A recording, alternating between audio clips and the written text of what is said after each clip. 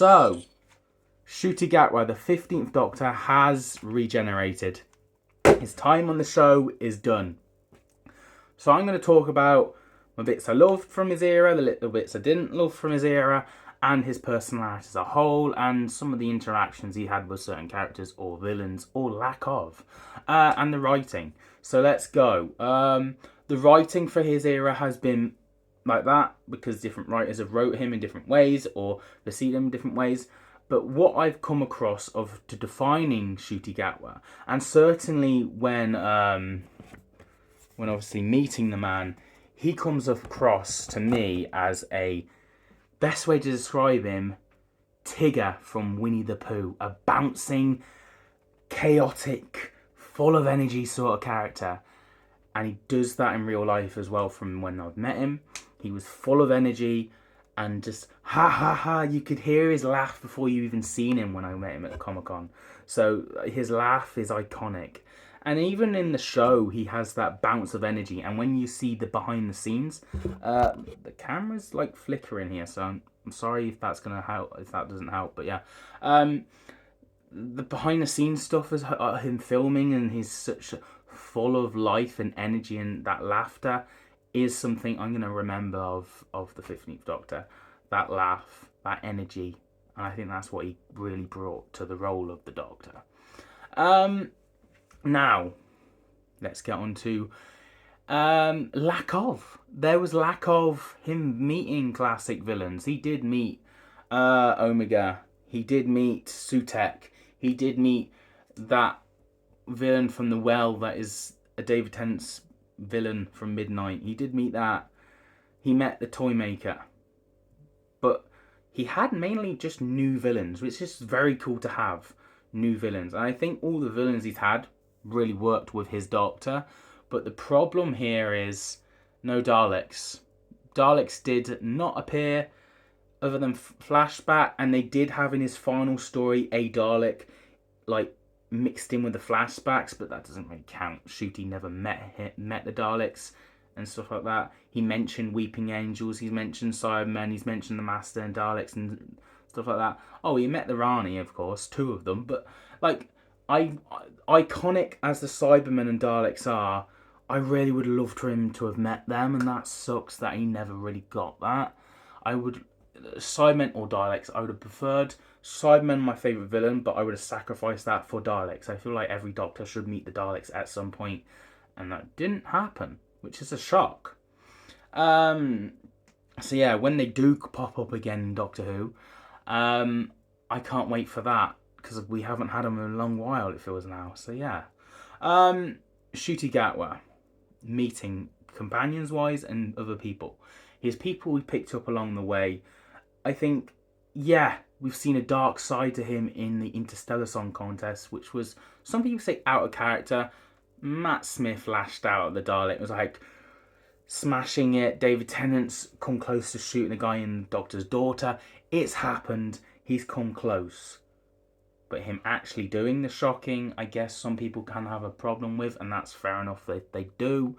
But I do not feel like it's out of character for the Doctor to do what he did in the Interstellar Song Contest. I think it wasn't out of character.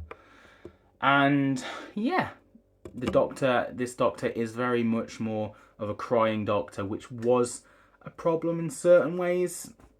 As a man, I have emotions, and of course I have hype emotions and sad and angry and everything else. We all experience it. But to experience the level of crying on the screen to show the audience that they can cry too, there's a message there that works.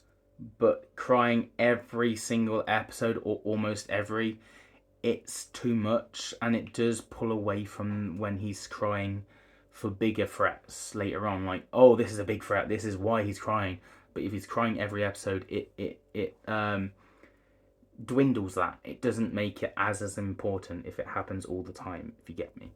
So there is that problem to him, and he would probably be remembered as the crying Doctor of such, which is a shame, but like, yeah, it is what it is. Next up is the big factor, the companions and Rogue. Rogue, one character, one episode, a wannabe character that I have no thoughts on Rogue. I do not care for Rogue. I have no emotion to Rogue. And that is, he is no River Song. He is no Captain Jack. You know? There is nothing there. Rogue does not even capture in a shadow of them characters. So, a love interest, Yaz had more love interest than Rogue. So for the Rogue to go, I love you in that finale, or there to in really hardcore indicate that Shooty felt that way as well.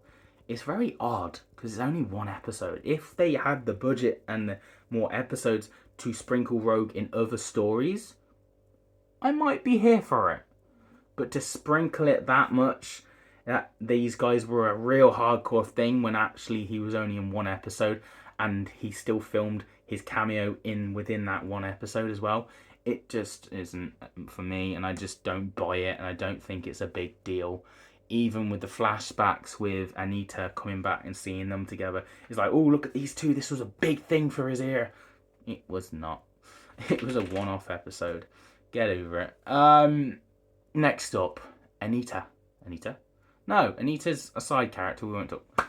More the companions, Belinda and Millie. Belinda and Millie now. I don't want to say which one's better because I am doing a companion ranking and a doctor's ranking video coming up, so stay tuned for that. And also check out my review because the finale, I've just reviewed it, check it out. But Belinda and how they bounce with Shooty, we're going to discuss the companions that way. I felt like Belinda come off so strong at the beginning of the series to the end of it.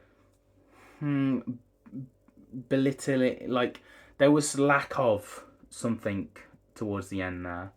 But I do feel like Millie has a strong character development throughout the series, and her arc and all that family really made her more of a stronger character in certain ways that made the bouncy believable between Shooty and 15. I feel like Shooty and 15? Why am I waffling? Sorry, it's been a long night. 15th Doctor and Ruby. I feel like their character development gelled a lot more in my mind. I feel like them two worked more.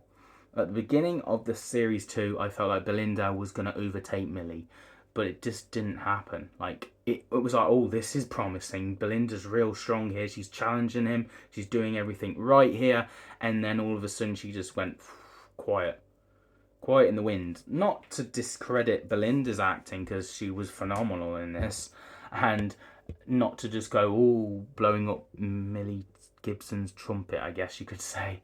That's a wrong figure of speech, but you know, like I'm not saying she's amazing as well. I'm just saying, like, if I were to think of the Doctor and the Companion, I might actually go Belinda.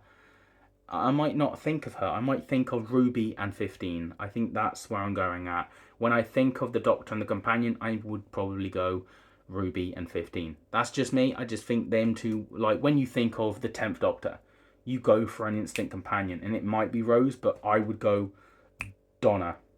Donna and 10, instant. Matt Smith, 11 and Amy. 13 and Yaz. Peter Capaldi.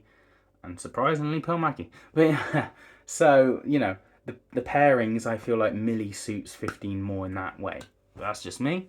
Now to wrap up 15. So, 15th Doctor. As much as I said, he's a bumbling, bouncy character, full of life energy that can sometimes have a darker side and a manipulative side in Joy to the World as well, in certain aspects.